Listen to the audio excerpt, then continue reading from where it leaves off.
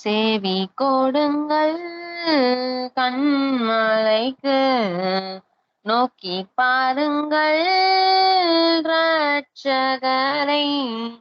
செவி கொடுங்கள் கண்மலைக்கு, நோக்கி பாருங்கள் இரட்சகரை. சந்தோஷ மகிழ்ச்சி துதி சத்தமே என் வாழ்விலே பெருகிடுதே. சந்தோஷ மகிழ்ச்சி துதிகீத சத்தமே என் வாழ்விலே பெருகிடுதே. தேவனாலை தார் என்னை ஆசீர்வதித்தார். தேவனாலை தீர் என்னை ஆசீர்வதித்தீர். பெருக செய்தார் என்றும் ஆனந்தம். பெருக செய்தீர் என்றும் ஆனந்தம். சந்தோஷ மகிழ்ச்சி துதிகீத சத்தமே என் வாழ்விலே பெருகிடுதே. ஆறுதல் செய்தார் என்னை தேற்றியே விட்டார். ஆறுதல் செய்தீர் என்னை தேற்றியே விட்டீர். மனாந்திரம் இன்று ஏதேனானதே, அவாந்திர வேலி கத்த தோட்டமானதே. மனாந்திரம் இன்று ஏதேனானதே, அவாந்திர வேலி கத்த தோட்டமானதே. நித்திய மகிழ்ச்சி என் தலைமேலிருக்கும். சஞ்சமும் தவிப்பும் ஓடி போனதே. நித்திய மகிழ்ச்சி என் தலைமேலிருக்கும். சஞ்சமும் தவிப்பும் ஓடி போனதே. சந்தோஷ மகிழ்ச்சி துதிகீத சத்தமே என் வாழ்விலே பெருகிடுதே. ஆமென். ஆமென், ஆமென். ஓகே, நம்ம செய்திக்குள் கடந்து செல்வோம். ஒவ்வொரு நாளும் வேத வசனத்தை நாம் தியானிக்கும்படி தேவன் செய்த கிருபைக்காக நன்றி. இந்த நாளிலும் கூட பேசப்படுகிற சத்தியங்களை பரிசுத்த ஆவியானவர் அடியேனை கொண்டு வெளிப்படுத்தும்படி ஆண்டவரிடத்துல நான் ஜெபிக்கிறேன். கண்டிப்பாக ஒவ்வொருவருக்கும் இந்த நாளில் பேசப்படும் சத்தியங்கள் அனைவருக்கும் ஒரு நல்ல ஒரு படிப்பினை கற்றுக் கொடுக்கும் என்று நான் விசுவாசிக்கிறேன். இன்னைக்கு ஸ்கைப்ல இணைந்து ஆண்டவருடைய வார்த்தையை நாம் தியானித்துக் கொண்டிருக்கிறோம். இந்த நாளில் இந்த வேளையில நமக்கு இந்த தருணத்தை தந்த தேவனுக்கு நன்றி செலுத்துவோம். நான் இன்னைக்கு நம்ம பைபிளை எல்லாருமே படிக்கிறோம். விசுவாசி எல்லாருமே, ஆண்டவருடைய பிள்ளைகள் எல்லாருமே வேதாகமத்தை நம்ம படிக்கிறோம். ஆனால் நாம் அந்த வசனங்களை சரியாக புரிந்து கொள்கிறோமா இல்லையா? ஏன்னா சில வசனங்களை எல்லாம் நாம் தவறாக புரிந்து கொண்டு இருப்போம். காரணம், அப்படி நமக்கு உபதேசிக்கப்பட்டு இருக்கும். ஏன்னா அடியனுக்கும் கூட அந்த மாதிரியான சூழ்நிலைகள் ஏற்பட்டது உண்டு. ஆனால் ஆண்டவராக இயேசு கிறிஸ்து வேத வாக்கியங்கள் எல்லாம் பரிசுத்த ஆவியினால் அருளப்பட்டிருக்கிறது என்று முன்கூட்டியே நமக்கு ஒரு இன்ஃபர்மேஷன், நமக்கு ஒரு ஜாக்கிரதையை நாம் இருக்கணுங்கிறதுக்கோசரம் வேத வார்த்தைகளை எல்லாம் பரிசுத்த ஆவியினால நீங்க அறிந்து கொள்ளுங்க. நீங்க எழுத்துக்களினாலோ அல்லது உங்க சுய ஞானத்தினாலோ நீங்க தேடாதீங்க, அது தவறா போகும். அதனால ஆவியானவரை கொண்டு, பரிசுத்த ஆவியானவரை கொண்டு நாம் அறிந்து கொள்ள வேண்டும் என்று வேத வசனம் நமக்கு சொல்கிறது. வேத வாக்கியங்கள் எல்லாம் தேவ ஆவியினால் அருளப்பட்டிருக்கிறது என்று சொல்லப்பட்டிருக்கிறது. சரி, இந்த பரிசுத்த ஆவியானவர் வேத வசனங்களுக்கு சரியான விளக்கங்களை கொடுக்க வல்லவராய் இருக்கிறார். யோவான் 15:26 பிதாவினிடத்திலிருந்து நான் உங்களுக்கு அனுப்ப போகிறவரும் பிதாவின் இடத்திலிருந்து புறப்பட்டு வருகிறமாகிய சத்திய ஆவியான தேற்றரவாளன் வரும்போது அவர் என்னை குறித்து சாட்சி கொடுப்பார். இயேசு கிறிஸ்து சொல்றாருங்க, பிதாவின் இடத்திலிருந்து நான் உங்களுக்கு அனுப்ப போகிறவரும், பிதாவின் இடத்திலிருந்து அனுப்ப போகிறவர் யார? தேற்றரவாளன். பிதாவின் இடத்திற்கு புறப்பட்டு வருகிறமாகிய அனுப்ப போகிறவரும் புறப்பட்டு வருகிறவருமாகிய தேற்றரவாளன் வரும்போது அவர் என்னை குறித்து சாட்சி கொடுப்பார். அவர் வரும்போது என்னை குறித்து சாட்சி கொடுப்பார். அப்ப என்னன்னா, அது எப்போ வரும்? அவர் வரும்போது இயேசு கிறிஸ்துவை குறித்து நம்ம சாட்சி கொடுப்போம். அது எப்போ வரும் அப்படிங்கிறதையும் ஆண்டவர் சொல்லியிருக்காருங்க. அதே 16வது வசனத்துல 7வது வசனம், நான் உங்களுக்கு உண்மையை சொல்லுகிறேன், நான் போகிறது உங்களுக்கு பிரயோஜனமாய் இருக்கும். நான் போகாதிருந்தால் தேற்றரவாளன் உங்களிடத்தில் வரார். நான் போவேனேயாகில் அவரை உங்களிடத்திற்கு அனுப்புவேன். ஓகே, இங்க நமக்கு ரிசல்ட் கிடைச்சிருச்சு. அப்ப எப்ப அவர் தேற்றரவாளனே நான் உங்களுக்கு வரும்போது அப்படின்னு சொல்றாரு. ஆனா எப்ப வரும்போதுன்னு அதையும் கன்ஃபார்ம் பண்ணிட்டாரு. அதாவது அவர் சிலுவை மரணம் அடைந்ததற்கு அப்புறம் அந்த தேற்றரவாளன் நமக்குள்ள அவர் பாவத்தை குறித்தும் நீதியை குறித்தும் நியாய தீர்ப்பை குறித்தும் உலகத்தை கண்டித்து உணர்த்துவார். அப்ப நியாயத்தை குறித்து இங்கே வேத வசனங்களை எல்லாம் நாம் அந்த பரிசுத்த ஆவியானவரை கொண்டு சரியாக அறிந்து கொள்ள வேண்டும். அதுதான் நீதி, அதுதான் நீதி, அதுதான் நாம் ஆண்டவருக்கு செய்யும் ஊழியம். நீதியோடு நம்ம செய்யணும்னா வேத வசனங்களை புரட்டில்லாம, வேத வசனங்களை மாத்தாம, நமக்கு ஏற்ற மாதிரி அதை வளைக்காம நாம் என்ன செய்யணுங்க? நீதியோடு நாம் வேத வசனங்களை உள்ளதை உள்ளதென்றும் இல்லாததை இல்லாததென்றும் நாம் சொல்ல வேண்டும். அப்போ அந்த நீதியை அப்ப சரியாக நாம் வேத வசனத்தை சரியாக அறிந்து கொண்டால் மட்டுமே நாம நீதியோடு உண்மையாக நாம ஆண்டவருக்கென்று ஊழியம் செய்ய முடியும் வேத வசனங்களை கொண்டு. இன்னைக்கு அநேக கடந்த காலங்கள்ல நான் கூட சில வசனங்களுக்கு தவறா நான் போது அறிந்திருந்தேன். ஆனாலும் காலங்கள் செல்ல செல்ல அந்த பரிசுத்த ஆவியானவர் வெளிப்படுத்துகிறார். இதே போல அடியேனை போல இன்னும் அநேகர் சத்தியத்தை அறியாமல் இருக்கலாம். அவர்களெல்லாம் அறிந்து கொள்வதற்கு இந்த கூடுதல் நமக்கு ஏதுவாக இருக்கிறது, மிகவும் பயனுள்ளதாக இருக்கிறது. ஏன்னா ஒருவருக்கு ஒருவர் ஆண்டவராக இயேசு கிறிஸ்து டைரக்டா வரமாட்டாரு. நம்முடைய தவறுகளை சுட்டி காட்டுவதற்கு ஆண்டவராக இயேசு கிறிஸ்து நேர்ல வரமாட்டாரு. நம்ம ஊழியம் பண்ணிட்டு இருக்கோம், நம்ம சரியாத்தான் ஊழியம் பண்ணிட்டு இருக்கிறோமா, அதுல ஏதேனும் பிழைகள் இருக்குதா, ஆண்டவர் அந்த பிழைகளை எல்லாம் நீக்கி போடுவார். ஒரு சகோதரன் ஒரு சகோதரியை கொண்டு அந்த வகையில் இந்த நாளில் கூட இன்னைக்கு பெரும்பாலும் வேத வசனத்தில் சொல்லப்பட்டதை அப்படியே எடுத்துக்கிறாங்க. ஆனா ஒரு வசனம் எந்த காலத்தில் சொல்லப்பட்டது, யாருக்காக சொல்லப்பட்டது, கிறிஸ்து மரிப்பதற்கு முன்பா மரித்ததற்கு அப்புறமா, இதையெல்லாம் அவங்க ஆராய்ந்து பார்ப்பது இல்லை. அதை ஆராய்ந்து பார்க்கும் பொழுதுதான் நமக்கு அநேக காரியங்கள் நமக்கு தெளிவாக வெளிப்படும். இன்னைக்கு நாம தொடர்ந்து நாம ஒரு சிலர் ஒரு வசனத்தை தவறாக புரிந்து கொள்கிறார்கள். அந்த வசனத்தை நாம் வாசிப்போம். லூக்கா 11:12 11வது அதிகாரம் 12வது வசனம். இதை அடிக்கடி எல்லாருமே பயன்படுத்துகிற ஒரு வசனம். ஆனால் சிலருக்கு அதில் உள்ள தவறுகள் தெரிவதில்லை. அதில் உள்ள தவறுகள் தெரிவதில்லை. லூக்கா 11:12 11:2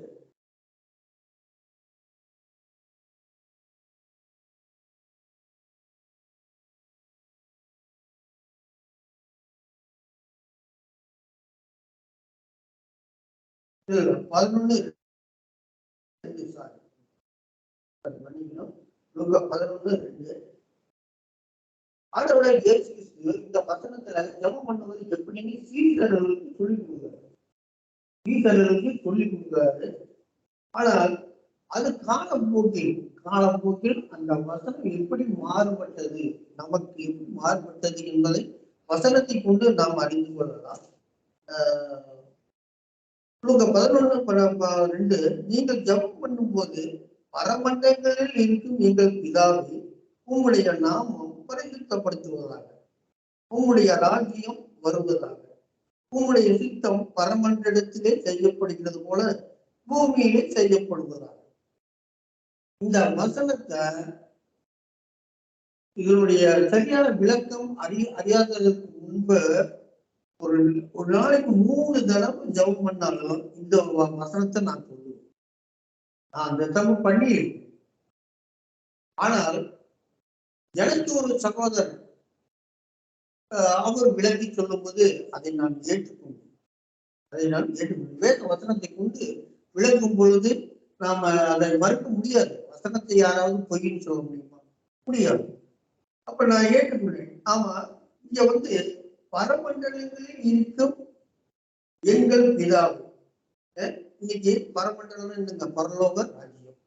இப்ப இங்க இந்த பரலோக ராஜ்யம் எங்கேயோ இருக்கிற மாதிரி நம்ம ஃபீல் பண்ணிட்டு நம்ம ஜெபிக்கிறோம். மேல அண்ணாந்து வந்துட்டு என்ன சொல்லுவோம்? பரமண்டலங்களில் இருக்கும் எங்கள் பரமபிதாவே. சரி, அங்கே அந்த பரலோக ராஜ்யம் ஒன்று குறிக்கப்பட்டிருக்கிறது. அது ஆண்டவரை உம்முடைய நாமம் பரிசுத்தப்படுத்துவதாக, உம்முடைய ராஜ்யம் வருவதாக. அவருடைய ராஜ்யம் எங்க இருக்குது? இனிமேதான் வரணுமா, இல்ல ஏற்கனவே வந்துருச்சா? நாம என்ன செய்யறோம்? அவருடைய ராஜ்யம் இன்னும் வரல அப்படின்னு நினைச்சோம். அவருடைய பரலோகமும் எங்கேயோ இருக்குது, அவருடைய ராஜ்யமும் வெளியே இருக்குது. உம்முடைய சித்தம் பரமண்டலத்திலே செய்யப்படுகிறது போல பூமியிலே செய்யப்படுவதாக. அப்ப ஆண்டவராகிய இயேசு கிறிஸ்து அவர் அந்த பரலோகத்திலே பரமண்டலத்தில் இருக்கும் எங்கள் பரமபிதாவே. அப்ப அதுக்கு என்னங்க அர்த்தம்? ஆண்டவராகிய இயேசு கிறிஸ்து வேற பக்கம் இருக்காரு. பரமண்டலம் எங்கேயோ இருக்குது, அங்கே இருக்காரு. இந்த வேத வசனத்துக்கு அப்படித்தான். பரமண்டலங்களில் இருக்கும் எங்கள் பரமபிதாவின்னு அவங்க எங்கேயோ நோக்கி கூப்பிட்டு இருக்காங்க. ஆனால் இது முற்றிலும் தவறு என்பதை வேத வசனத்தை கொண்டு நாம் அறிந்து கொள்ளலாம். வேத வசனத்தை கொண்டு முதலாவதாக லூக்கா 17:20-23 வருஷம். 17:20-23 தேவனுடைய ராஜ்யம் எப்பொழுது வரும் என்று பரிசேயர் அவர்களுக்கு கேட்டபோது அவர்களுக்கு அவர் பிரதித்திரமாக, தேவனுடைய ராஜ்யம் பிரதிச்சமாய் வராது. கேட்கிறாங்க. தேவனுடைய ராஜ்யம் எப்போ வரும் என்று பரிசேயர் அவரிடத்துல கேள்வி கேட்கிறாங்க. அதுக்கு அவர் சொல்றாரு, அப்பா, நீ நினைக்கிற மாதிரி பிரதித்திரமாக திடீர்னு தேவனுடைய ராஜ்யம் பிரதிச்சமா வராது. நீ நினைக்கிற மாதிரி திடீர்னு எல்லாம் வராது. இதோ இங்கே என்றும் அதோ அங்கே என்றும் சொல்லப்படுவதற்கு ஏதுவோ இராது. இங்கே இருக்குது, அங்க இருக்குதுன்னு யாரும் காரணம் சொல்ல முடியாது. இதோ தேவனுடைய ராஜ்யம் உங்களுக்குள் இருக்கிறதே என்றார். தேவனுடைய ராஜ்யம் உங்களுக்குள் இருக்கிறதே என்றார். அப்போ ஆண்டவர் சொல்றது என்னங்க? பொய்யா? வேத வார்த்தை பொய்யா? இப்ப அந்த பரமண்டலம், அந்த பரலோக ராஜ்யம் இப்ப எங்க இருக்குதுன்னு சொல்லியிருக்காரு ஆண்டவராகிய இயேசு கிறிஸ்து? நமக்குள்ள இருக்குதுன்னு சொல்லியிருக்காரு. ஆனா என்ன பண்றாங்க? இந்த வசனத்தை சொல்றாங்க. இந்த வசனமே நம்ம சொல்லக்கூடாது. ஏன்னா அவர் இப்ப நமக்குள்ள இருக்காரு. அவருடைய ராஜ்யம் நமக்குள்ள இருக்குது. வேத வசனத்தை நம்ம அறிந்து கொள்ளலாம். அப்போ இதோ அவர் சொல்றாரு, இதோ இங்கே என்றும் அதோ அங்கே என்றும் சொல்லப்படுவதற்கு ஏதுவாக இராது. இதோ தேவனுடைய ராஜ்யம் உங்களுக்குள் இருக்கிறதே என்றார். பின்பு அவர் சீசர்களை நோக்கி, மனுஷகுமாரனுடைய நாட்கள் எல்லாவற்றையும் நாட்களில் ஒன்றை காண வேண்டும் என்று நீங்கள் ஆசைப்படும் காலம் வரும். ஆனாலும் அதை காண மாட்டீர்கள். இதோ இங்கே என்றும் அதோ அங்கே என்றும் சிலர் உங்களிடத்தில் சொல்லுவார்கள். நீங்களோ போகாமலும் பின்தொடராமலும் இருங்கள். முதல் சொன்னாரு, நம்ம இன்னும் ஃபர்ஸ்ட் வசனத்துல எப்படி ஜெபிக்கணும்னு சொன்னாரு? பரமண்டலங்களில் இருக்கும் எங்கள் பரமபிதாவே. இது சீர்தர்களுக்கு சொன்ன வார்த்தை. ஆனா இங்க என்ன சொல்றாரு? இதோ இங்கே என்றும் அது அங்கே என்றும் சில உங்களுக்கு சொல்லுவார்கள். நீங்களும் போகாமலும் பின்தொடராமலும் விடுங்கள். நீங்க தேடாதீங்கப்பா. மற்றவங்க சொல்றாங்கன்னு சொல்லிட்டு நீங்க இந்த பரலோக ராஜ்யத்தை வெளியில தேடாதீங்க. வெளியில தேடாதீங்க. இதோ பரலோக ராஜ்யம் உங்களுக்குள்ள இருக்குது அப்படின்னு சொல்லிட்டு தான் அவர் சொல்றாரு, உங்களிடத்தில் சொல்லுவார்கள். இங்க இருக்க அங்க இருக்குன்னு சொல்லுவாங்க. நீங்க போகாதீங்க. அதான் போகாதீங்கன்னு என்ன? தேடாதீங்க. வெளியில தேட போகாமலும் பின்தொடராமலும் இருங்கள். இந்த வசனத்தை நீங்க பின்தொடராதீங்க. நீங்க தேடி போகாதீங்க. ஆண்டவர் இதெல்லாம் நம்ம இதுக்கு முன்னாடி என்ன நம்ம வாசிச்சோம்? வேத வாக்கியங்கள் எல்லாம் பரிசுத்த ஆவியினால் அருளப்பட்டிருக்கிறது. அந்த தேற்றரவாளன் தான் நமக்கு இந்த விளக்கங்களை நமக்கு வெளிப்படுத்துவார். நம்மளால அது முடியாது. அந்த ஆவியானவர் உணர்த்தினால் மட்டுமே நம்ம இதை அறிந்து கொள்ள முடியும். மாமிசத்தால் இதை அறிந்து கொள்ள முடியாது. நன்றாக அறிந்து கொள்ள வேண்டும். ஏன்னா வேத வசனங்கள் எனக்கு இதே மாதிரி சொல்லி கொடுத்தாங்க. நான் அதை ஏற்றுக்கொண்டேன். அந்த பரிசுத்த ஆவியானவர் வழி நடத்துகிறார். அப்ப அவர் சொல்றத தேடாதீங்கப்பா. நீங்கள் போகாமலும் பின்தொடராமலும் இருங்கள். இப்ப இந்த வேத வசனத்தை கேட்கிற சகோதர சகோதரிகள், இப்ப நீங்க சொல்லுங்க, அந்த பரமண்டலம், அந்த பரலோக ராஜ்யம் எங்க இருக்கு? எனக்குள்ள இருக்குன்னு நான் சொல்லல, இல்ல உங்களுக்குள்ள இருக்குதுன்னு நீங்க சொல்லல, இல்ல மற்றவங்களும் எனக்குள்ள இருக்குதுன்னு யாருமே சொல்லல. ஆனா நமக்குள்ள இருக்குதுன்னு யாரு சொன்னாரு? ஆண்டவராகி இயேசு கிறிஸ்து சொன்னார். அவர் உயிரோடு இருக்கும்போது சொல்லப்பட்ட வார்த்தை. அப்ப அது பொய்யா? அப்ப நம்ம இந்த மாதிரி ஜெபிச்சா அவர் சொன்னது பொய்ன்னு அர்த்தமாயிரும் இல்ல? அப்ப இன்று வரை அந்த மாதிரி அந்த வசனங்களை யார் எந்த சகோதர சகோதரிகள் சொல்லி இருந்தாலும் நீங்க புரிஞ்சுக்கணும். நான் சொல்லி நீங்க மாற வேண்டியது இல்லை. வேத வசனத்துக்கு நீங்கள் கீழ்ப்படிபவர்களாக கண்டிப்பா இருக்கணும். அப்பதான் அதுதான் உண்மையான விசுவாசம். விசுவாசம்னா என்ன? வேத வசனத்துக்கு நம்மளை தாழ்த்தணும், தலை வணங்கணும், ஏற்றுக்கொள்ளணும். ஏன்னா அடியனும் நான் அப்படித்தான். எத்தனையோ காரியங்கள், தவறான காரியங்களை எல்லாம் மாட்டிக்கொள்வதற்கு ஆண்டவர் கிருபை செய்வார். நமக்கு விசுவாசம் இருக்கு. நாம் கற்றுக்கொள்ள வேண்டும் என்பதற்காக, உண்மையை அறிந்து கொள்ள வேண்டும் என்பதற்காக, நாம் உணர வேண்டும் என்பதற்காக ஆண்டவர் ஒரு சகோதரனை கொண்டு உங்களுக்கு வெளிப்படுத்துகிறார். அவ்வளவுதான்.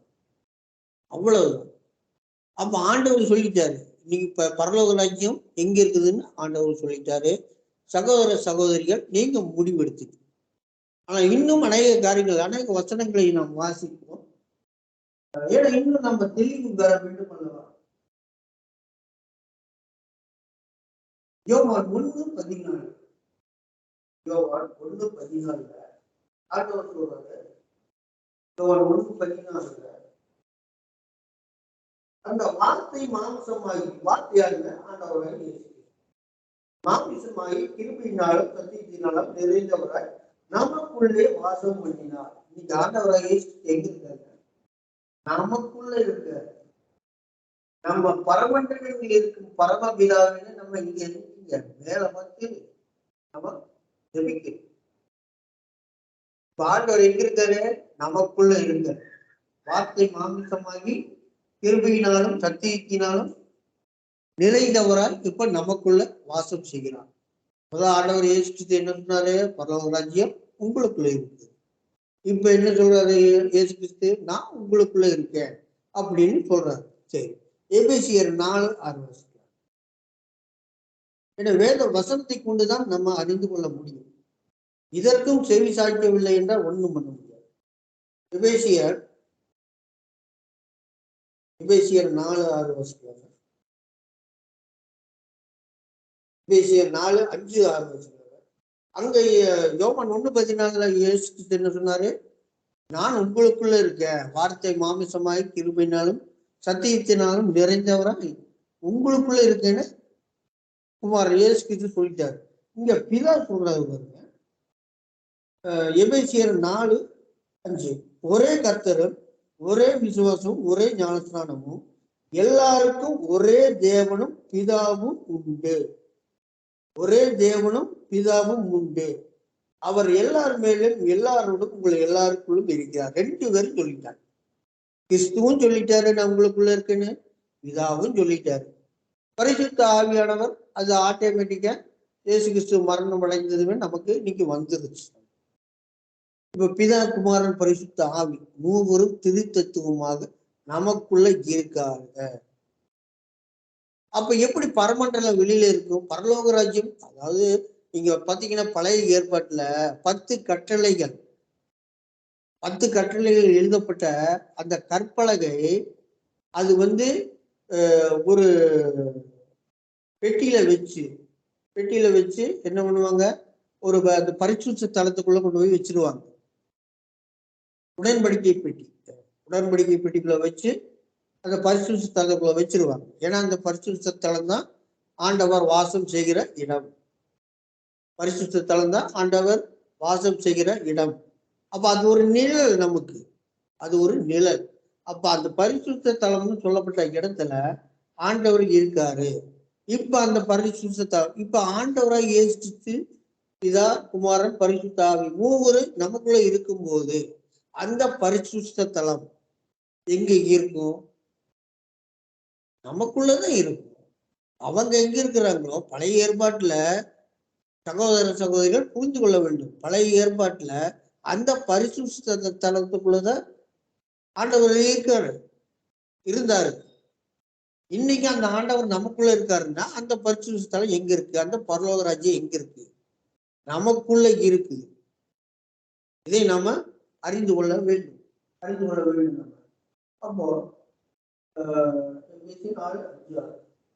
அப்போ எல்லாருக்கும் ஒரே தேவனும் ஒரே பிதாவும் உண்டு. அவர் எல்லாரோடும் எல்லார் மேலும் எல்லாருக்குள்ளும் இருக்கிறார்.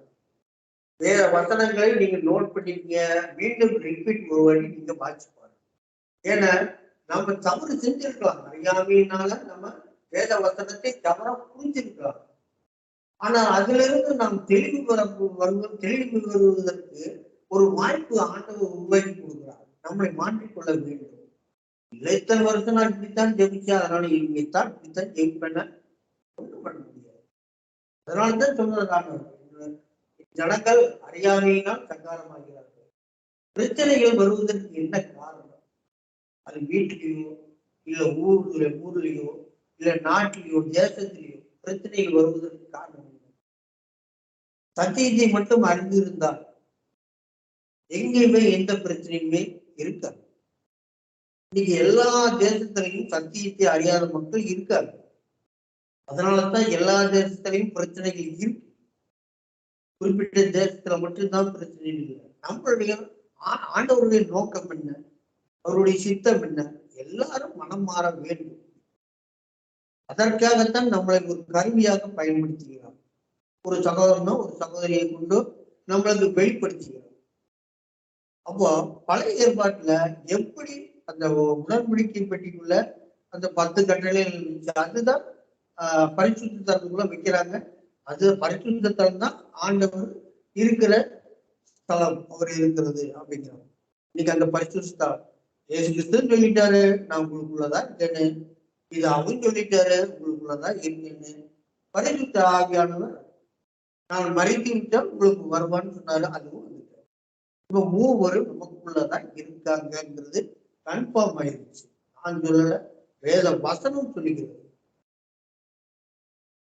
அவன் உண்மையிலே விசுவாசம் உள்ளவர்களாக இருந்தால், வேத வசனத்துக்கு செவி கொடுப்பவர்களாக இருந்தால், இனி அந்த பரமண்டலங்களில் இருக்கும் எங்கள் பரமபிதாவே அந்த வசனத்தை சொல்லவே எனக்குள் இருக்கும் பரமபிதாவேன்னு சொல்லுங்க.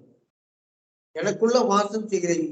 அப்ப உங்களுடைய ராஜ்யம் வருவதாக அப்படின்னு சொல்றோம். இப்ப இயேசு கிறிஸ்து என்னங்கிறாரு, நான் உங்களுக்குள்ள இருக்கேன். பிதா என்னங்கிறாரு, உங்களுக்குள்ள இருக்கேன்.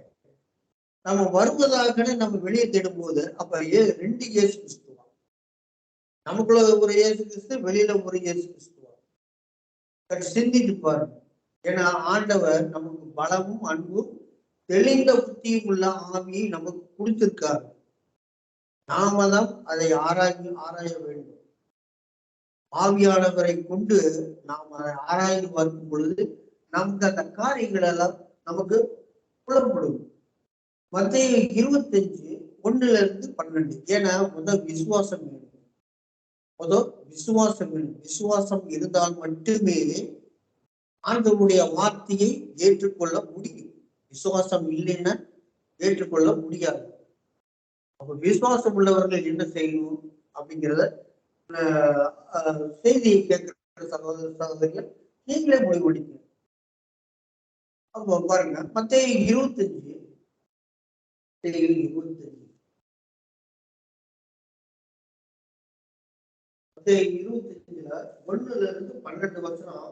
சீக்கிரமா வாசிக்கிறாங்க. இந்த வசனம் எல்லாத்துக்குமே நல்லா தெரியும். இதுல ஒரு சில வெளிப்பாடுகள் கண்டிப்பா பரிசுத்த ஆவியானவர் வெளிப்படுத்துவார், நான் விசுவாசிக்கிறேன். மத்தேயு 25:1 வாசிக்கிறாங்க. அப்பொழுது பரலோக ராஜ்யம் தங்கள் தீவெட்டிகளை பிடித்துக் கொண்டு மலவாளனுக்கு எதிர்கொண்டு போக புறப்பட்ட 10 கன்னிகைகளுக்கு ஒப்பாயிருக்கிறது.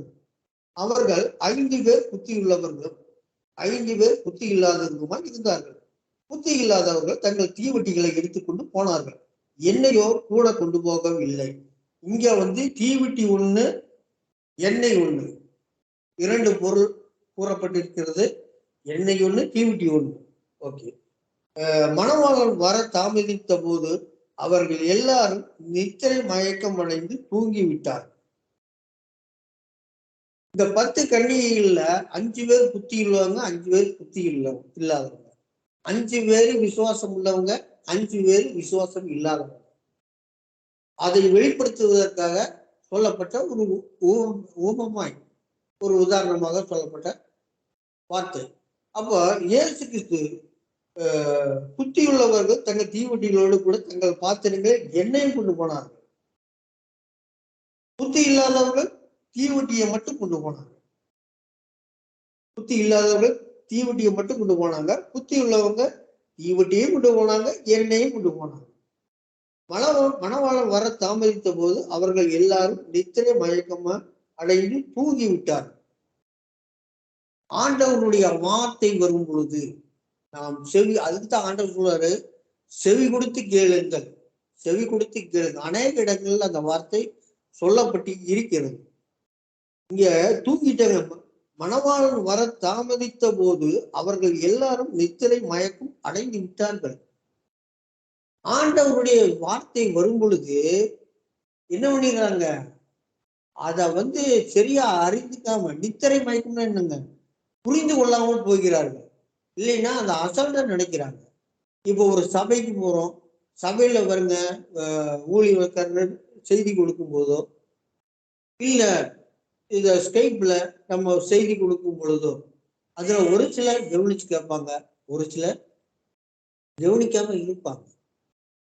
அதுதான் அதைத்தான் சொல்றாரு, மணவாளன் வர தாமதித்த போது அவர்கள் எல்லாரும் நித்திர மயக்கம் அடைந்து தூங்கிவிட்டார்கள். அந்த ஆண்டவருடைய வார்த்தை வருவதற்கு முன்பு எல்லாரும் அசால்ட்டா, நீங்க சபைக்கு போறவங்க அதுக்கு முன்னாடி நம்ம ஒரு விஷயத்தை தெரிஞ்சுக்கலாங்க. 5 பேர் என்ன பண்ணாங்க, வெறும் தீவெட்டியை மட்டும் எடுத்துட்டு போனாங்க, அது பைபிள்.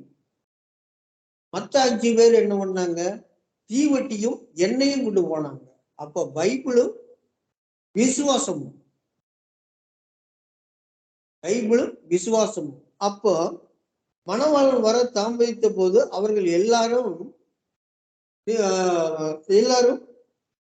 நித்திரை மயக்கம் அடைந்து தூங்கி விட்டார்கள். ஆண்டவராய் இயேசு கிறிஸ்து இந்த கெத்செமனே தோட்டத்துல அவர் ஜெபம் பண்ண போகும்போது சீசர்களை வெளியில கொஞ்சம் தள்ளி இருப்பார். இவர் ஜெபம் பண்ணிட்டு வரும்போது இவங்க தூங்கிட்டு இருப்பாங்க. எழுப்பிட்டு போட்டு மறுபடியும் போய் ஜெபம் பண்ணுவார். இப்படி 3 தடவை போகும்போது இவங்க தூங்கிடுவாங்க. அப்ப சொல்லுவாரு, ஆவி உற்சாகமானதுதான், சரீரம் பலகீனமானது, விழித்திருங்கள். நமக்கு வேத வசனங்கள் 1 தடவைக்கு 2 தடவை 3 தடவை ஆண்டவர் வெளிப்படுத்துவாங்க. அதுக்குள்ள நம்ம அதை பிடித்து கொள்ள வேண்டும். அதுக்குள்ள குளித்துக் கொள்ள வேண்டும். நாம தூங்கிவிடக்கூடாது. அப்ப பாருங்க, மணவாளன் வர தாமதித்த போது அவர்கள் எல்லாரும் நித்திர மயக்கம் அடைந்து தூங்கி விட்டார்கள். ஒரு செய்தி இன்னைக்கு ஸ்கைப்ல 8 மணிக்கு ஒரு செய்தியா, அந்த நேரத்துல என்ன பண்ணிடுவாங்க, சில பேரால அதை கேட்க முடியாது. இல்ல சபைக்கு போறாங்களா, அப்போ ஊழியக்காரர் வர்றதுக்கு முன்னாடி என்ன பண்ணுவாங்க, வெட்டி நாயம்லாம் பேசிட்டு அயர்ந்து தூங்கி விடுவாங்க. ஒரு சிலர் தூங்குறதுனா கண்ணை மூடி தூங்குறது மட்டும் இல்லை, கவனம் பூரா வேற பக்கம் போயிடும். அவர் ஊழியர்கள் வருவதற்கு முன்பு கவனமெல்லாம் வேற பக்கம் போயிடும். சில பேர் தூங்கிடுவாங்க. அந்த சூழ்நிலையில நடுராத்திரியிலே இதோ மணவாளன் வருகிறார், அவருக்கு எதிர்கொண்டு புறப்படுங்கள் என்கிற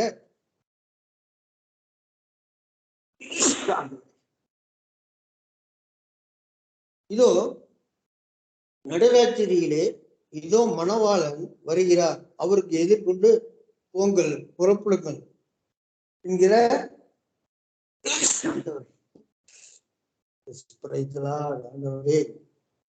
அவருக்கு எதிர்கொண்டு போக புறப்படுங்கள் என்கிற சத்தம் உண்டாயிற்று. அப்பொழுது அந்த கன்னிகைகள் எல்லாரும் எழுந்திருந்து தங்கள் தீவுட்டிகளை ஆயத்தப்படுத்தினார்கள். சபைக்கு போயாச்சு, இல்லைன்னா செய்தி கேட்க உட்கார்ந்தாச்சு. அந்த செய்தி வரும்போது அதான் ஆண்டவராக இயேசு கிறிஸ்து வந்துட்டாரு, செய்தி வந்துருச்சு. அப்பொழுது அந்த கன்னிகைகள் எல்லாரும் எந்திரிச்சிட்டாங்க, எல்லாம் குளிச்சுட்டாங்க. அது ஸ்கைப்ல செய்தி கேட்டுட்டு இருக்கிறவங்களா இருந்தாலும் சரி, இல்ல சபையில செய்தி கேட்கறவங்களா இருந்தாலும் சரி, அப்ப அத்தனை பேர் இருக்காங்க. இன்னைக்கு செய்தியை கேட்பதற்கு அத்தனை பேர் இருக்காங்க. புத்தியுள்ளவர்களை நோக்கி உங்கள் எண்ணெயில் எங்களுக்கு கொஞ்சம் கொடுங்க, எங்கள் தீவட்டிகள் அணைந்து போகிறதே என்றார்கள். அப்ப தீவட்டினா என்னன்னா பைபிள், எண்ணெய்னா என்ன, விசுவாசம். இவங்க கேட்கிறாங்க, எண்ணெய் கொஞ்சம் கொடுங்க, எங்க கிட்ட பைபிள் இருக்குது, நீங்க கொஞ்சம் விசுவாசத்தை கொடுங்க, எங்க கிட்ட தீவட்டி இருக்கு, கொஞ்சம் எண்ணெய் கொடுங்க. இதுக்கு என்ன விளக்கம்? எங்க கிட்ட பைபிள் இருக்கு, ஆனா விசுவாசத்தை கொடுங்க. விசுவாசத்தை யாராவது கொடுக்க முடியுமா? சரி, ஒருவேளை கொடுக்குற மாதிரி இருந்தா, இப்ப எங்கிட்ட வந்து நிறைய விசுவாசம் இருக்கு, இதுல பாதி வேற ஒருத்தர் கொடுத்துட்டுன்னா எனக்கு பாதி விசுவாசம் தான் இருக்கும், பிரயோஜனமே இல்லை. வாங்கினவங்க பாதி விசுவாசம் தான் வச்சிருப்பாங்க, நான் கொடுத்த பாதி. அதுவும் முழு விசுவாசம் இல்ல, பிரயோஜனம் இல்லை. அதுதான் இங்க வெளிப்படுத்தப்படுகிறது. புத்தி இல்லாதவர்கள் புத்தி உள்ளவர்களை நோக்கி உங்கள் எண்ணெயில் எங்களுக்கு கொஞ்சம் கொடுங்கள், எங்கள் தீவட்டிகள் அணைந்து போகிறதே என்றார்கள். புத்தியுள்ளவர்கள் பிரயுத்தரமாக, அப்படி இல்லை, எங்களுக்கும் உங்களுக்கும் போதாமல் இராதபடி நீங்கள் விற்கிறவர்களிடத்துக்கு போய் உங்களுக்காக வாங்கிக் கொள்ளுங்கள். இங்க சொல்லப்படுகிற காரியம் என்ன? நாங்க உங்களுக்கு கொடுத்தா எங்களுக்கு பத்தாது, எங்க விசுவாசத்தை உங்களுக்கு கொடுத்துட்டு நாங்க என்ன பண்ண முடியும்? எங்க கிட்ட பைபிளும் இருக்குது, விசுவாசமும் இருக்குது, தீவட்டியும் இருக்குது, எண்ணெயும் இருக்குது. நீங்க வெறும் பைபிளை வச்சு மட்டும் இருந்தீங்கன்னா நாங்க என்ன பண்ண முடியும்? வெறும் தீவட்டியை மட்டும் வச்சிருந்தா நாங்க என்ன பண்ண முடியும்? விசுவாசம் தர முடியுமா? முடியாது. அது எங்க கிடைக்குதோ அங்க போய் வாங்கிக்கணும் அப்படின்ட்டாங்க. அப்படியே அவர்கள் வாங்க போன போது மணவாளன் வந்து விட்டார். ஆயத்தமாய் இருந்தவர்கள் அவரோட கூட கல்யாண வீட்டுக்குள் பிரவேசித்தார்கள், கதவும் அடைக்கப்பட்டது. கல்யாண வீட்டுக்குள்ள மணவாளனோட கல்யாண வீட்டுக்குள்ள யாரு போவா? மணவாட்டி தான் போவா. யாரு விசுவாசம் உள்ளவர்கள்? இன்னைக்கு நாம எல்லாருமே மணவாட்டிகள். இப்படித்தான் நம்ம சத்தியத்தை அறியாமல் அந்த கல்யாண வீட்டுக்குள்ள அவருக்கு மணவாட்டியாக இருக்க முடியாமல், தாளந்தை இழந்து, சத்தியத்தை அறியாமல். அப்ப பாருங்க, அப்படியே அவர்கள் வாங்க போன போது மணவாளன் வந்து விட்டார். ஆயத்தமாய் இருந்தவர்கள் அவரோடு கூட கல்யாண வீட்டுக்குள் பிரவேசித்தார்கள், கதவும் அடைக்கப்பட்டது. அப்போ இன்னைக்கு புத்தி உள்ள கன்னிகை, புத்தி இல்லாத கன்னிகைன்னு விசுவாசம் உள்ளவர்கள், விசுவாசம் இல்லாதவர்கள். தீவட்டி என்பது பைபிள் வேதாகமம், எண்ணெய் என்பது விசுவாசம். அப்ப விசுவாசம் இல்லாததுனால என்னன்னாங்க, அவங்க தேவனுடைய வீட்டுக்குள்ள போக முடியல. அப்ப என்ன, அவருடைய ராஜ்யத்துல பிரவேசிக்க முடியல. அப்ப இன்னைக்கு நாம் விசுவாசம் உள்ளவர்கள் என்பதை எப்படி நாம நிரூபிக்க முடியும்?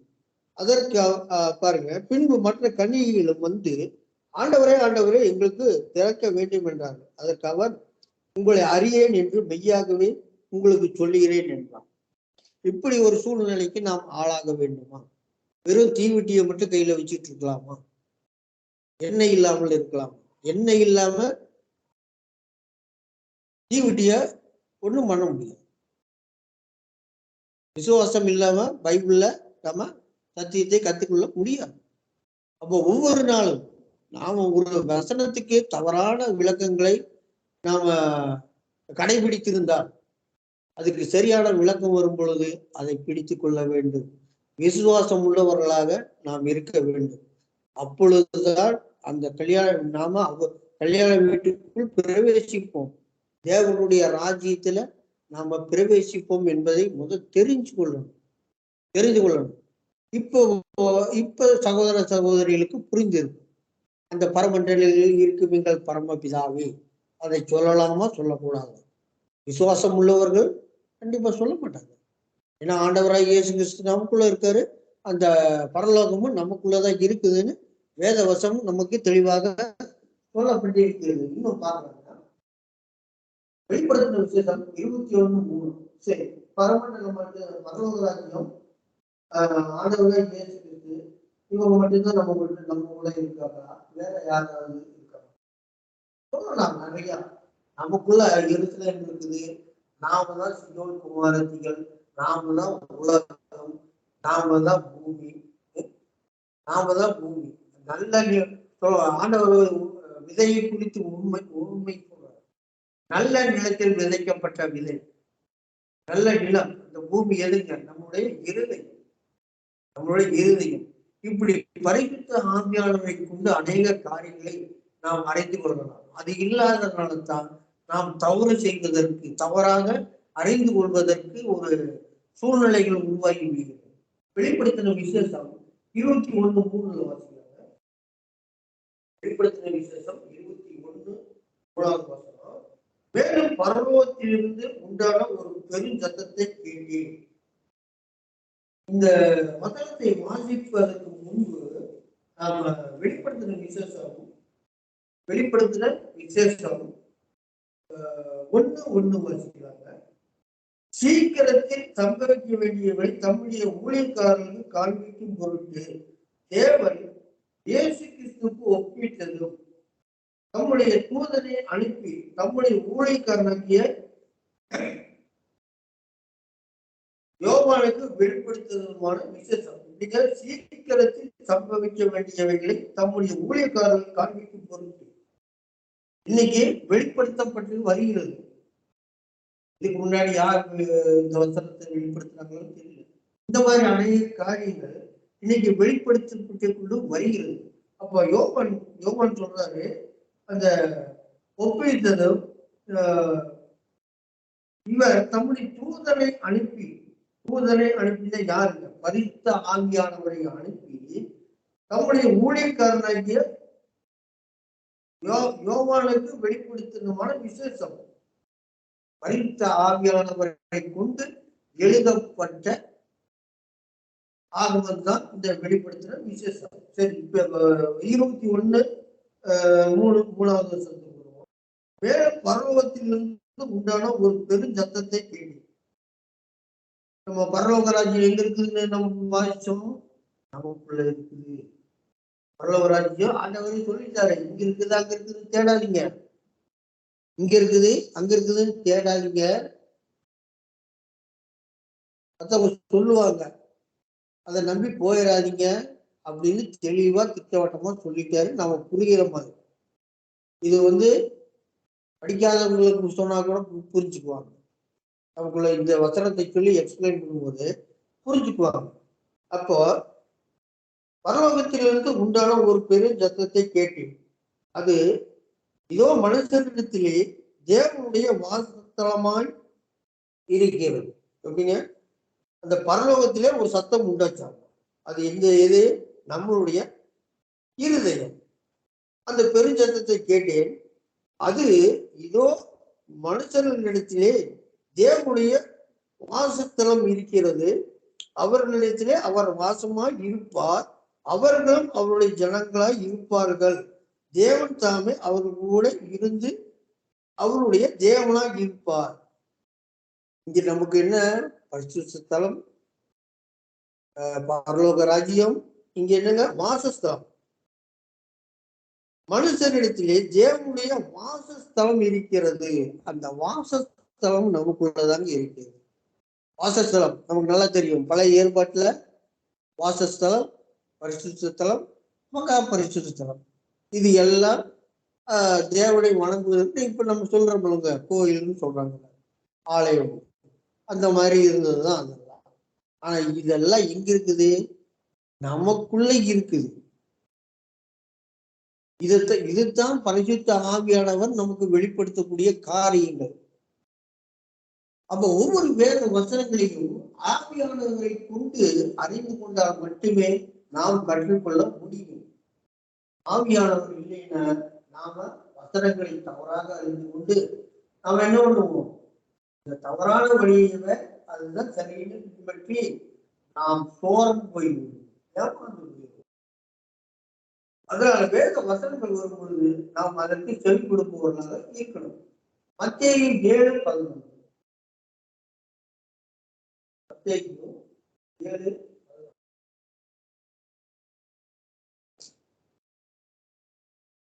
ஆகையால் பொருளாதாரங்களை நீங்கள் உங்கள் பிள்ளைகளுக்கு நல்ல ஈவுகளை கொடுக்க அறிந்திருக்கும் போது பரலோகத்தில் இருக்கிற உங்கள் பிதா, பரலோகத்தில் இருக்கிற உங்கள் பிதா, அங்க நம்ம ஃபர்ஸ்ட் என்ன வசனம் வாசிச்சோம்? பரமண்டலில் இருக்கும் பரமபிதாவே, எங்கேயோ இருக்கிற மாதிரி நாம ஜெபிச்சுட்டு இந்த வசனத்தை பார்த்தோம்னா எப்படி விளங்கும்? நமக்கு எப்படி விளங்கும்?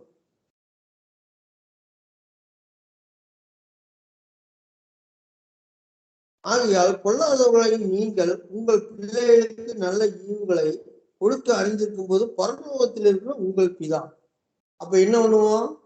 ஆண்டவர் சொல்லிட்டாரு, அண்ணாந்து பார்த்து கேட்கணும், ஆண்டவரே நீங்க சொல்லிட்டீங்களே, தகப்பன் தன் பிள்ளைக்கு கொடுக்க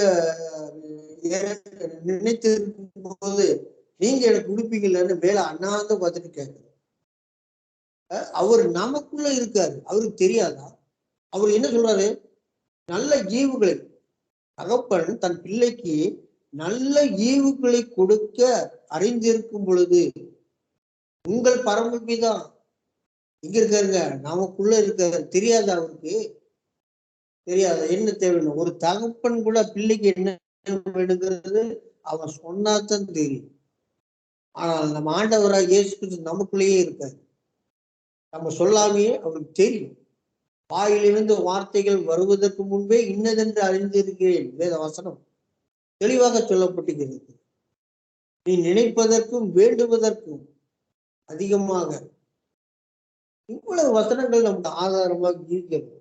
ஆகியால் பொல்லாதவர்களை நீங்கள் உங்கள் பிள்ளைகளுக்கு நல்ல ஈவுகளை கொடுக்க அறிந்திருக்கும் போது பரலோகத்தில் இருக்கிற உங்கள் பிதா நம்மிடத்தில் வேண்டிக் கொள்கிறவர்களுக்கு நன்மையானவர்களை கொடுப்பது நிச்சயம் அல்லவா? வேண்டிக் கொள்கிறவர்களுக்கு அப்ப ஜெபம் பண்ணணும். இப்படித்தான் யோசிக்கிறாங்க. அதாவது நெகட்டிவாவே யோசிக்கிறது. அவங்களுக்கு நமக்கு தகுந்த மாதிரியே நம்ம யோசிச்சுக்கணும். வேண்டிக் கொள்ளும்படி அப்ப வேண்டி ஜெபம் பண்ண சொன்னாரு. ஜெபம் பண்ணா எப்படி பண்ணுவோம்? பரமண்டலில் இருக்கும் எங்கள் பரமபிதாவே, ஒரு தகப்பன் பிள்ளைக்கு இருந்தது போல எங்களுக்கு இறங்குவதுன்னு சொன்னீங்களே, இப்படிதான் கேட்கணும். ஆனா நமக்குள்ள அவர் இருக்காருன்னு தெரிஞ்சுக்கணுங்க.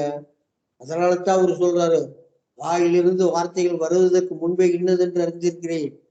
ஆனா உலக தகப்பனுக்கு சொன்னாதான் தெரியும். பையன் போய் எனக்கு இது வேணும் அப்படின்னு சொன்னாதான் தெரியும் தகப்பன். ஆனால் சொல்லாமையே அறியக்கூடிய தேவன். எப்படி? அவர் நமக்குள்ள இருக்கிறதுனால அவருக்கு தெரியுது. இதுக்கு மேல எப்படி நம்ம ப்ரூவ் பண்றது? வேத வசனத்தை கொண்டு அறிந்து கொள்ள வேண்டும். சகோதர சகோதரிகளே, நாம் அறிந்து கொள்ள வேண்டும். வேத வசனம் தாங்க.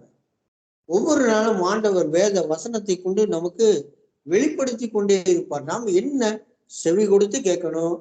அந்த வார்த்தைக்கு நாம தாழ்த்தணும், நம்மளை தாழ்த்தணும். நீங்க புதுசா வந்து சொல்றாரு, மாநிலத்துல நீங்க நாம நினைச்சோம்னா கண்டிப்பா தோத்து போயிடும். இவர் சொல்றாரு, அவரு சொல்றாரு, இவர் முன்ன பின்ன பார்த்தது இல்ல, இவர் எத்தனை வருஷம் ஊழியம் செய்யறான்னு தெரியல, இவர் வேற தேசத்துல இருக்காரு, இதெல்லாம் பார்த்தோம்னு வைங்கள கண்டிப்பா தோத்து போயிடுவோம். விமான சகோதரர், அதான் ஒருவருக்கு ஒருவர் இந்த கூடுதல் என்பது என்ன?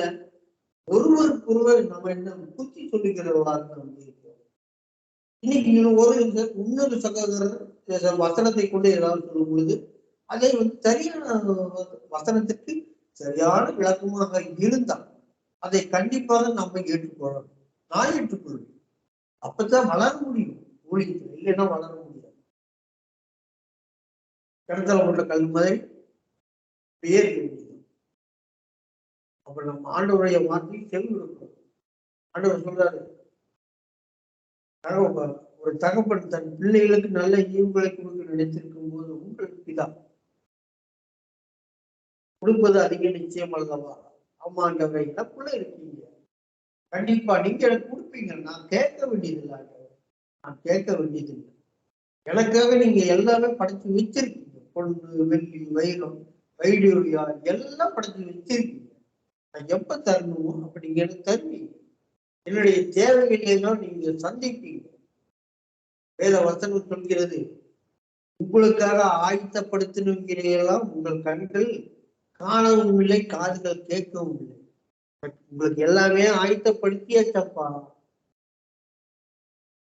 என்னுடைய பிள்ளைகள் அப்பா பிதா என்று கூப்பிடத்தக்க புத்திர சுவையாரத்தை கொடுத்து விசுவாசிக்கிறவர்கள் அனைவரும் அவருடைய ஒளியின் பிள்ளைகள் ஆகக்கூடிய அதிகாரம் கொடுத்திருக்காரு.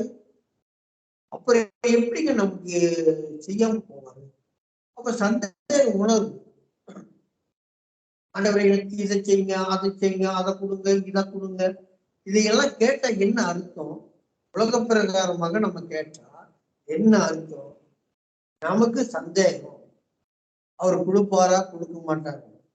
பையன் பொழுதுலையும் போய் கேட்பான், அப்பா இந்த வீடு எனக்கு சொன்னதானே? ஆமாட உங்களுக்கு தானே சொந்தம். அப்பா இந்த தோட்டம் எனக்கு தானே சொந்தம்? ஆமாட உங்களுக்கு தானே சொந்தம். அப்ப ஒரு 10 நாள் கழிச்சு மறுபடியும் போய், அப்பா எனக்கு ஆமாடா நான் இங்கே சொல்றேன். மறுபடியும் போய் கேட்கணும்.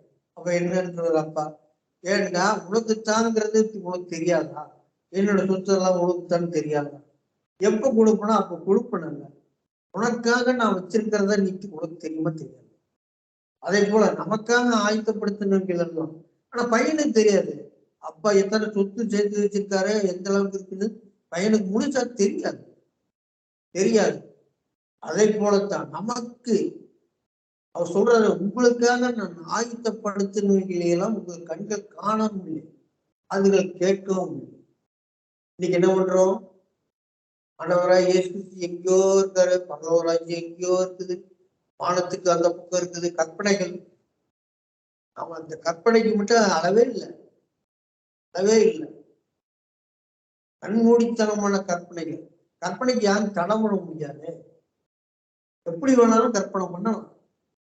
ஆசா படம் ஃப்ரீயா கற்பனை பண்றது, கற்பனை காசு கிடையாது. அப்ப கற்பனை பரமண்டல எங்கேயோ இருக்கிற மாதிரி, ஆண்டவரே எனக்கு இது வேணும் அது வேணும் கத்தி கூப்பாடு போட்டு, இதுல வேற பரிசுத்த ஆவியானவர் வேற கூப்பிடுறது, அந்த தேட்டரவாளன் உங்களுக்குள்ள வந்துட்டு நம்ம ஏற்கனவே படிச்சுட்டோம். இனி உண்மையிலே விசுவாசம் இருக்கிற பிள்ளைகளாக இருந்தால் பரிசுத்த ஆவி நமக்குள்ளதான் இருக்கு, பரலோக ராஜ்யமும் நமக்குள்ளதான் இருக்கு, வாசஸ்தலம் நமக்குள்ளதான் இருக்கு, கிறிஸ்துவும் பிதாவும் பரிசுத்த ஆவியின் மூவரும் நமக்குள்ளதான் இருக்காங்க. வேத வசனத்தை கொண்டு ஆண்டவர் உங்களுக்கு வெளிப்படுத்திட்டார். அப்ப சீசர்கள் அன்னைக்கு தூங்குன மாதிரி 5 கன்னிகள், புத்தி இல்லாத கன்னிகள் எண்ணெயை கொண்டு வராம இருந்த மாதிரி இருந்து விடக்கூடாது என மீண்டும் இந்த செய்தியை, இந்த வேத வசனங்களை நாம் எப்போ அறிந்து கொள்வோம் என்று தெரியாது. காற்றுள்ள போதே தூண்டிக்கணும். கண்கிட்ட பிறகு சூரிய நமஸ்காரம் பார்க்கக்கூடாது. இது ஒரு பழமொழி சொல்லுவாங்க, அருமையான பழமொழி.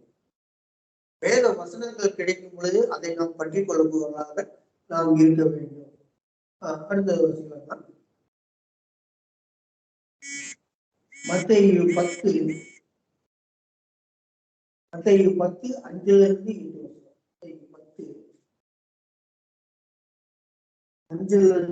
வசனம். இந்த 12 இயேசு அனுப்புவீர்கள். அவர்கள் கட்டளையிட்டு சொன்னது என்னவென்றால், நீங்கள் புறஜாதியார் நாடுகளுக்கு போகாமல், சமாரிய பட்டணங்களில் பிரவேசியாமல், காணாமல் போன ஆடுகளாகிய இஸ்ரவேல் வீட்டாரிடத்துக்கு போங்க. அப்ப இன்னைக்கு ஊழியம் செய்கிறவங்க, நம்ம இன்னைக்கு ஆண்டவருக்கு ஊழியம் செய்யறவங்க, நம்மளுடைய ஊழியம் எப்படி இருக்கும்? இந்த பரிசுத்த ஆவியானவரை கொண்டு அறியாத மக்களுக்கு நாம சத்தியத்தை கொண்டு செலுத்தணும், கொண்டு போகணும். அதுதான் நம்ம இருந்த கடமை. அப்ப இந்த காரியம் தான் அங்க நடக்குது. 12 இயேசு அனுப்புகையில் அவர்கள் கட்டளையிட்டு சொன்னது என்னவென்றால், நீங்கள் புறஜாதியார் நாடுகளுக்கு போகாமலும், சமாரிய பட்டணங்களில் பிரவேசியாமலும், காணாமல் போன ஆளுகளாகி இஸ்ரவேல் வீட்டாரத்துக்கு போங்க. இன்னும் சத்தியத்தை அறியாத மக்கள் அநேகர் இருக்காங்க, அவங்களுக்கு போய் சுவிசேஷத்தை பிரஸ்தாபப்படுத்துங்கள். இதுதான் நான் அவங்களுக்கு கொடுத்த கட்டளை தான் நம்மளுக்கு. அப்போ ஒரு ஊழியக்கார, ஒரு சகோதரன் சகோதரியை கொண்டுதான் உங்களுக்கு நமக்கு சத்தியத்தை அறிவிக்க முடியும். சொல்ற 7வது சொல்றாங்க, மத்தேயு 10:7. போகையில் பரலோக ராஜ்யம் சமீபித்திருக்கிறது என்று பிரசங்கியுங்கள். அவர் சொல்லப்பட்ட காலம் எது? யாருன்னு சொன்னாரு? சீசர்கள்கிட்ட சொன்னாரு.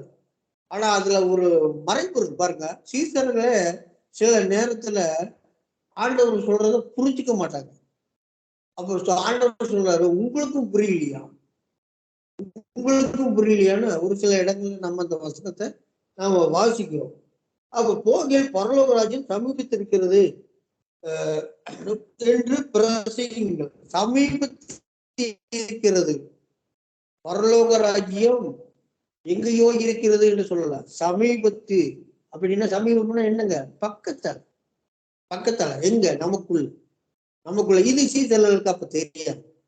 ஏன்னா அப்ப பரிசுத்த ஆவி அவங்களுக்கு அருளப்படவில்லை. அதனாலதான் கேள்விகள் கேட்கறாங்க.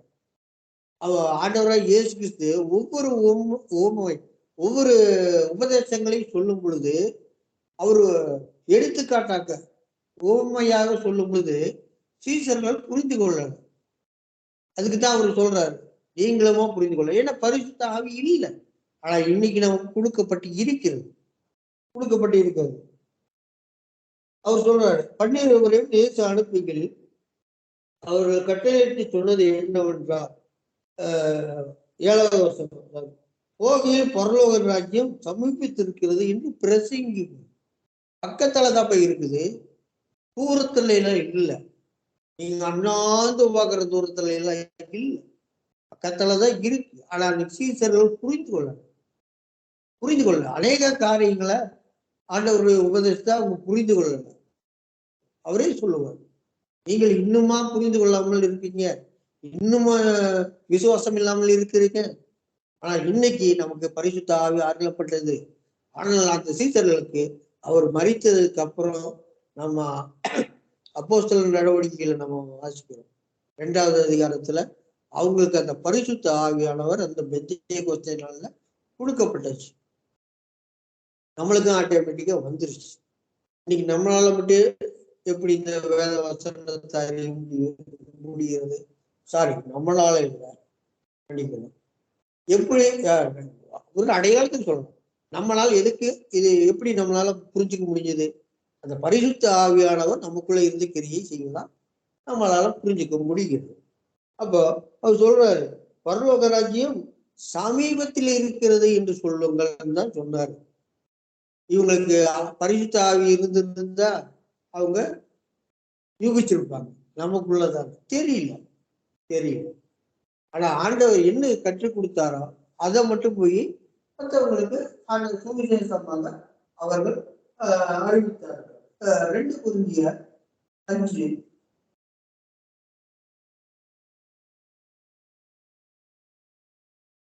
2 Corinthians 5வது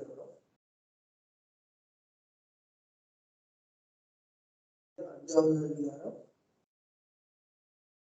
1-5.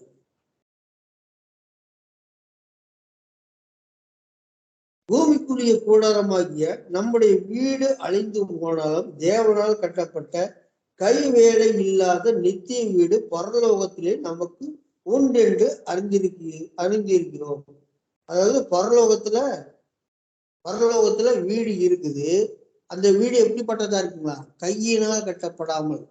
அவர் சொல்றாரு, பூமிக்குரிய கூடாரமாகிய நம்முடைய வீடு அழிந்து போனாலும், இந்த நம்ம கட்டின வீடு, இந்த உலகத்துல நம்ம கட்டின வீடு அழிஞ்சு போனாலும், ஏன்னா அது கட்டடம் தான். தேவனால் கட்டப்பட்ட கை வேலை இல்லாத நித்திய வீடு. அதாவது நம்ம இன்னைக்கு வீடு நம்ம இங்க வாழ்ற இந்த உலகத்துல நம்ம கட்டுற வீடு, இது கையினால் கட்டப்படுகிற வீடு. ஆனா ஆண்டவராய் இயேசு கிறிஸ்து ஒரு வீடு கட்டுறாராம்.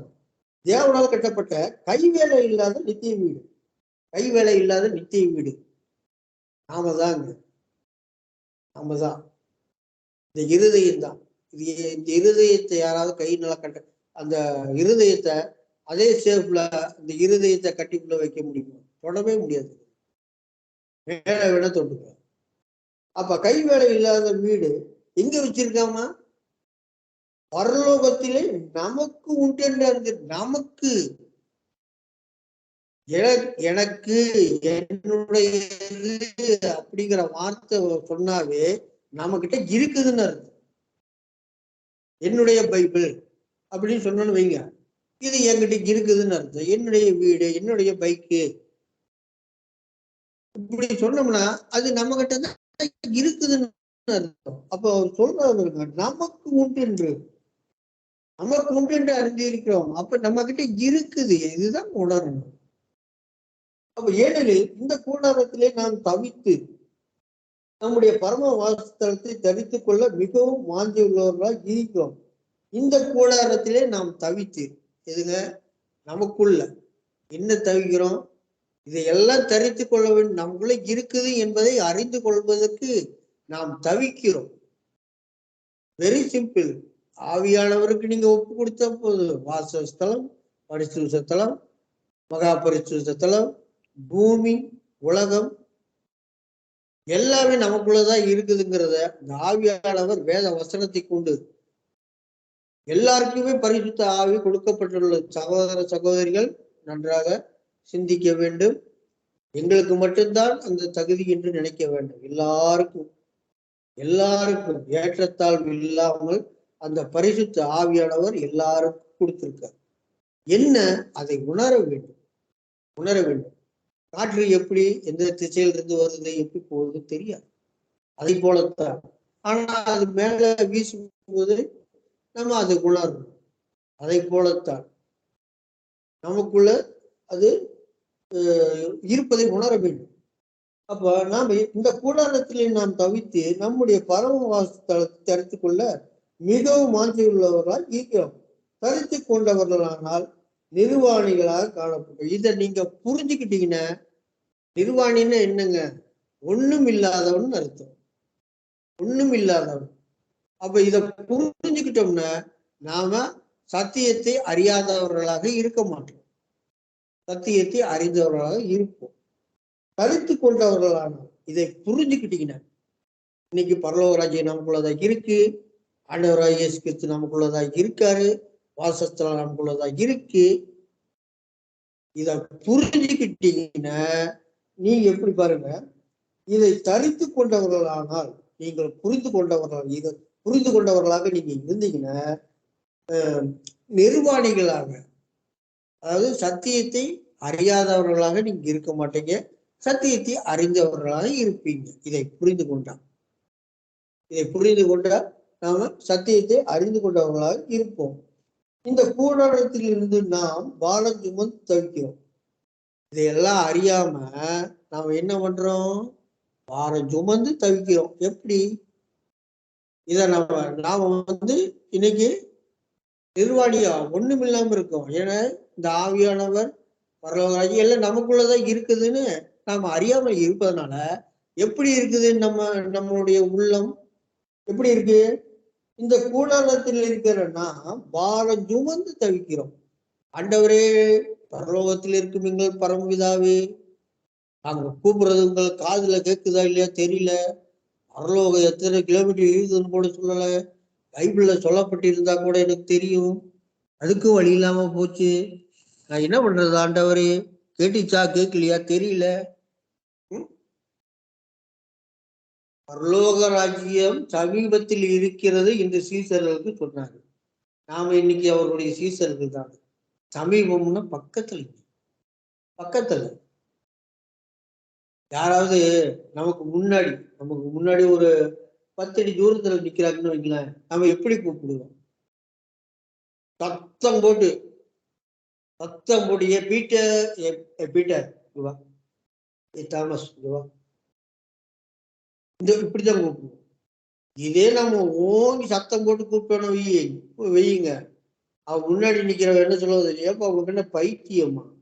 நான் இங்க நிக்கிறேன் இல்லை, மெதுவா கூப்பிட. நீ யோசிச்சு பாருங்க. இப்படித்தாங்க நம்ம யோசிக்கணும். சத்தியத்துல இப்படித்தான் நம்ம வளர முடியும். பக்கத்துல இருக்கிறவன மெதுவா கூப்பிட்டா நான் வரமாட்டேன். நான் தான் பக்கத்துல இருக்கிறேன், நீயே பார்த்துக்கிட்டு இருக்கல. அப்புறம் என்னவோ நீ எங்கேயோ இருக்கிற மாதிரி நீ சத்தம் போட்டு கூப்பிடுற. நான் செவிடா? ஆண்டவர் அதுதான் கேட்பார்.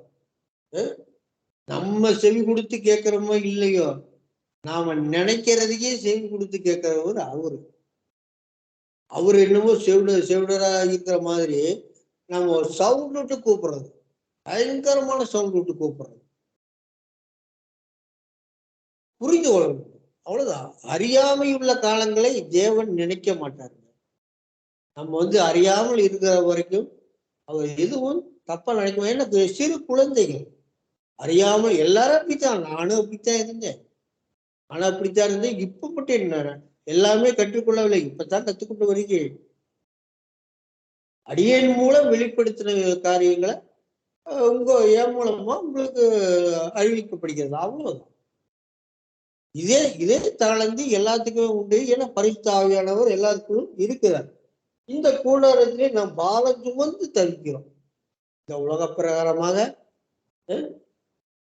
என் பையனுக்கு கல்யாணம் ஆயிடணும், என் பிள்ளைக்கு கல்யாணம் ஆயிடணும், அதுக்கு இவ்வளவு செலவாகும், அவ்வளவு செலவாகும், இதுக்கு என்ன பண்றது தெரியல, 4 பேர் பக்கமா வந்துருச்சு, பொண்ணு வீட்டுக்காரர் வந்துட்டு போயிட்டாங்க, மாப்பிள்ளை வீட்டுக்காரர் வந்துட்டு போயிட்டாங்க, ஆனா இன்னும் பற்றாக்குறையா இருக்கு, நான் என்ன பண்ணுவேன், ஏது பண்ணுவேன், காரியம் நடக்கலைன்னா அவமானமா போயிருமே, இப்படி ஒரு சூழ்நிலை வந்தானா உயிரோட இருக்க மாட்டேனே.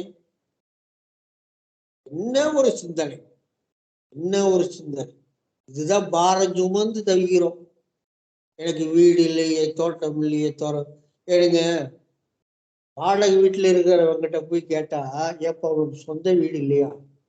நான் ஒரு சகோதரர்கிட்ட கேட்டேன், உனக்கு சொந்த வீடு இல்லையான்னு கேட்டேன். போங்க பிரதர், சொந்த வீட்டுக்காரனுக்கு ஒரு வீடு தான் அவனுக்கு சொந்தம், ஆனா வாடகை வீட்டுக்காரனுக்கு எல்லா வீடும். விதவிதமான வீட்டுக்கு போலாமோ? எப்படி ஒரு அருமையான கற்பனை. சொந்த வீட்டுக்காரங்க எப்படி கட்டினாங்களா அது அப்படியே தான் இருக்கும். ஆனா வாடகை கொடுக்குறான் பாருங்க, அப்ப விதவிதமான வீட்டை பார்க்கலாம், விதவிதமா பார்க்கலாம். சொந்த வீட்டுக்காரங்க ஒரு பெட்ரூமு, ஒரு கிச்சனு, ஒரு டைனிங் ஹால் இப்படித்தான் இருக்கும். ஆனா வாடகை வீட்டுக்கு போறவங்க கொஞ்சம் வாடகை அதிகமா கொடுத்தன்னு வைங்க, அங்க போர்ட்டிகோல இருந்து ஸ்விம்மிங் பூல் கூட இருக்கும், அந்த அளவுக்கு வாடகை கொடுத்தா. அப்போ பாரம் சுமந்து திரிகிறோம் சகோதர சகோதரிகளே. வேஸ்ட். ஒருவன் கவலைப்படுகிறதுனால ஒரு முளத்தை கூட்டவும் முடியாது, குறைக்கவும் முடியாது. எங்க அம்மா சொல்லுவாங்க, இப்பதான் ஞாபகத்துக்கு வருது இந்த வார்த்தை. தலைக்கு மேலே வெள்ளம் போயிடுச்சுன்னா ஜாட் போனா என்ன, முளை போனா என்ன, தைரியமா இருறா அப்படிம்பாங்க எங்க அம்மா. ஏதாவது ஒரு பிரச்சனை வந்துருச்சுன்னு வைங்க, சோர்ந்து போயிடக்கூடாது. அந்த காலத்துல எல்லாம் நல்லா சொல்லி கொடுப்பாங்க நிறைய காரியங்களை. தலைக்கு மேல வெள்ளம் போயிருச்சு, அப்புறம் அதுக்கப்புறம் ஜாட் போனா ஜாட் தலைக்கு மேல வெள்ளம் போனதுக்கு அப்புறம் எந்த அளவுக்கு வெள்ளம் போனா நமக்கு என்ன யோசிச்சொன்னும் பிரயோஜனம் இல்லை. அப்ப நம்ம இந்த கூடாரத்துல நாம் பாரம் சுமந்து தவிக்கிறோம். இந்த போர்வையை களைந்து ஓட வேண்டும் என்று விரும்பாமல் சில வேத வசனங்களின் மூலம் நமக்கு வெளிப்படுத்தப்பட்டும் கூட இந்த போர்வையை, எந்த போர்வையை, இந்த கவலை என்ற போர்வை, இந்த பாரம் என்ற இந்த போர்வைய எடுத்து போட முடியல. ஏன்? விசுவாசிச்சாதானே முடியும். அதுக்குத்தான் ஆண்டவர் சொல்றாரு, வேதத்துல பிரியமா இருந்து இரவும் பகலும் தியானிங்க, அப்பதான் நீங்க பாக்கியவான். என்னுடைய வார்த்தைக்கு நீங்க செவி கொடுங்க, அப்பதான் நீங்க பாக்கியவான். அப்பதான் நீங்க என்னை விசுவாசிக்கிறீங்கன்னு அர்த்தம். விசுவாசத்துக்கு என்ன அர்த்தம்னு நமக்கு தெரியணும். ஜெபம் பண்றதுனாலயோ அல்லது ஊழியமே பண்ணாலும் இல்ல ஆராதனை செய்தாலும் பைபிளை மாசத்துக்கு ஒருக்கா நீங்க படிச்சாலும் அது விசுவாசம் இல்லை. ஊழியமே பண்ணினாலும் விசுவாசம் இல்லை. ஆனால் வேத வசனத்தை ஏற்றுக்கொள்ளாமல் இருக்கிறோம் பார்த்தீங்களா? ஏற்றுக்கொண்டால் மட்டுமே விசுவாசம். வேத வசனத்தை கொண்டு ஒரு சகோதரனோ சகோதரியோ சொல்லும் போது அதை நான் கேட்கணும், ஏத்துக்கணும். வசனத்தை கொண்டு சொல்லும் போது ஏத்துக்கிறேன் பார்த்தீங்களா? அதுதான் உண்மையான விசுவாசம். அப்ப அந்த விசுவாசம் இல்லாதவங்க தான் இந்த கூடாரத்துல பாரம் சுமந்து அந்த போர்வைய கலைந்து போட வேண்டும் என்று விரும்பாமல் மரணமானது ஜீவனாலே விடுங்கப்படுவதற்காக போர்வை தரித்தவர்களால் இருக்க வேண்டும் என்று விரும்புகிறோம். இப்படி மாமிசத்தை, அதாவது ஆத்துமாவை சுருக்கமா சொன்னோம். ஆத்துமாவை மாமிசம் தான் ஆளுகிற மாதிரி நம்ம பண்றோம். ஆனால் இந்த மாமிசத்தை ஆத்துமா ஆள வேண்டும். மாமிசம் ஆத்துமா சொல்றதுதான் மாமிசம் கேட்கணும். மாமிசம் சொல்றத ஆத்துமா கேட்கக்கூடாது. இன்னைக்கு நம்ம அப்படி இருக்கிறோம், அப்படிப்பட்டவர்களாக இருக்கிறோம். ஆகவே அன்பான சகோதர சகோதரிகளே, நீங்க நன்றாக வேத வசனத்தை நன்றாக வாசிச்சு பாருங்க. இந்த வேத வசனங்களை எல்லாம் நோட் பண்ண. இது மட்டும் இல்ல, எந்த செய்தியின் மூலமும் நீங்க கேட்கும் பொழுது தயவு செஞ்சு நோட் பண்ணுங்க. இது எனக்கு ஒரு பழக்கம் உண்டு, நோட் பண்ணி வச்சுக்கிட்டு. ஏன்னா மறுபடியும் படிக்கும்போது அது நல்லா புரியும். ஒரு வாத்தியார் பாடம் நடத்தும் போது அது நல்லா கவனிச்சு கேட்டுட்டு அதுக்கப்புறம் வீட்டுக்கு போய் அந்த பாடத்தை படிங்களேன், சீக்கிரம் மனப்படும். ஃபர்ஸ்ட், அதாவது கற்றலில் கேட்கலே நின்று அப்படின்னு ஒரு வார்த்தை இருக்கு. நாம படிச்சு கத்துக்கிறத விட சொல்லி கேட்கறோம் பார்த்தீங்களா, அது ரொம்ப ஈஸியா மனசுல பதியும். அதனால நோட் பண்ணி வச்சுக்கணும், சொல்றதையும் நல்லா கேட்டுக்கணும். போய் மறுபடியும் நீங்க வீட்டுல போய் படிச்சீங்கன்னா கண்டிப்பா நீங்க பாஸ் ஆகணும்.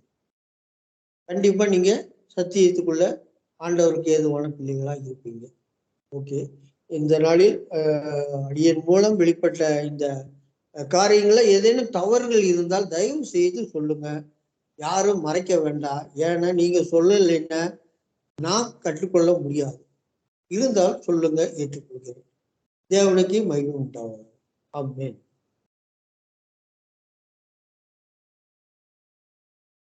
ஓகே பிரதர், கமெண்ட்ஸ் கொடுக்கலாம்.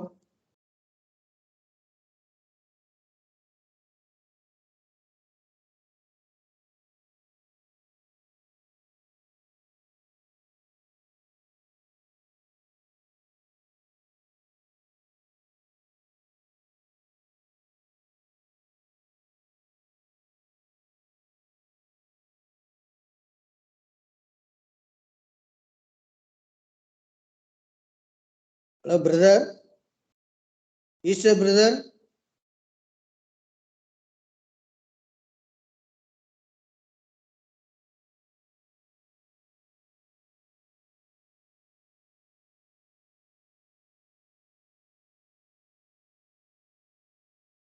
Easter brother.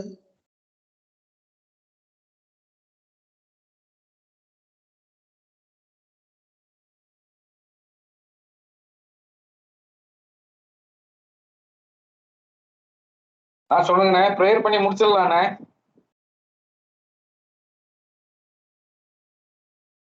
ஓகே, சரி, ப்ரேயர் பண்ணுங்க. ஓகே, ஜெபிப்போம். அன்பின் பிதாவே, இந்த நாளின் கிருபையா எங்களை ஆண்டவரே அப்பா உங்களுடைய வார்த்தையை அறிவதற்கான ஒரு நேரத்தை எங்களுக்கு ஆயத்தப்படி தந்ததுக்காக நமக்கு நன்றி. உங்களுடைய வார்த்தையின் மூலமாக அநேக காரியங்களை அறிந்து கொள்ள எங்களுக்கு தந்த வெளிச்சத்துக்காக நமக்கு நன்றி. இன்னும் ஆண்டவரே அப்பா, இதை கேட்கிற ஒவ்வொரு மக்களும் ஆண்டவரே அப்பா உங்களுடைய சத்தியத்தை உண்மையாய் அறிந்து கொள்ள ஆத்ம தாகத்தோடு அதை ஆண்டவரே அதுல பிரயாணிக்க ஆண்டவரே கிருபைகளை தாங்க. ஆண்டவரே அப்பா, கிறிஸ்துவான ஒரு மகிமையின் நம்பிக்கை எங்களுக்குள்ள இருப்பதை ஆண்டவரே அதை அறிந்து கொள்கிற அந்த கிருபையில் உண்டாகட்டும். நித்திய வெளிச்சம் ஆண்டவரே அதை பற்றி கொண்டு ஒவ்வொரு நாளும் சுடர்களைப் போல நாங்கள் பிரகாசிக்க எங்களுக்கு கிருபை தந்தது போல ஆண்டவரே ஒவ்வொரு ஆத்மாவும் இதுல உணர்ந்து வாழ கிருபைகள் பெருகட்டும். தொடர்ந்து வழிநடத்துங்க. துதி, கனம், மகிமை எல்லாம் உமக்கே செலுத்துகிறோம். மீட்பர் இயேசுவின் மூலம் வேண்டிக் கொள்கிறேன் பிதாவே, ஆமென். நாம் எல்லோரும் சேர்ந்து சொல்வோம். ஆத்துமாவே கர்த்தரை ஸ்தோத்தரி, என் முழு உள்ளமே அவருடைய பரிசுத்த நாமத்தை ஸ்தோத்தரி. என் ஆத்துமாவே கர்த்தரை ஸ்தோத்தரி, அவர் செய்த சகல உபகாரங்களை மறவாதே. அவர் என்னுடைய அக்கிரமங்களை எல்லாம் மன்னித்து என் நோய்களை எல்லாம் குணமாக்கி என் பிராணனை அழிவுக்கு விலக்கி மீட்டு கிருபையினாலும் இரக்கத்தினாலும் சுட்டி நன்மையினாலே என் வாயை திருப்தி ஆக்கினார். கழுகுக்கு சமானமாக என் வயதை திரும்ப வாழுவது போல் ஆக்கினார். Amen. Thank you. Okay, thank you brother, thank you.